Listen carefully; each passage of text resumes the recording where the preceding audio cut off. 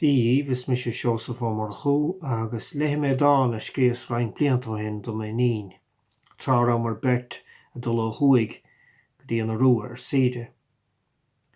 Ag an amsan leis bhí buil eile den daileach scapar fud an domhain in áit an éagsúla. Agus tócha gur cuma cén taistil íorann an duine ó céá fada ó bhaile híonn sé, bhíonn na rudaí beag a pásanta breacathe ar a grí i gcónaí.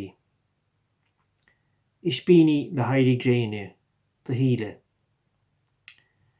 Níor cheart de ithe ach anis is Éist, ócáidí ar Leithéidí an ama sin a rabhamar a prapáil le haghaidh thuaidh ó thuaidh ar na Iorua. Fada bí de mham san Afraic Theas agus iad dul ngleic le hiarmhairtí dorcha uair an chinne ghéal. Is de haghaidh in Chicago a buint súpa sa J1 a bailiú ibrecha ban ar natcíní in Stella's Diner. Anois as cluna cílte hánadar, trá a ráis an rá le gach ní as corcaig.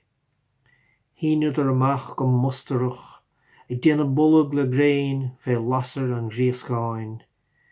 Is víos arach ina món, ar agla go nófiad, is go séideach an t-aláram a fógart mo neachomis I món na nithe is bunú sí.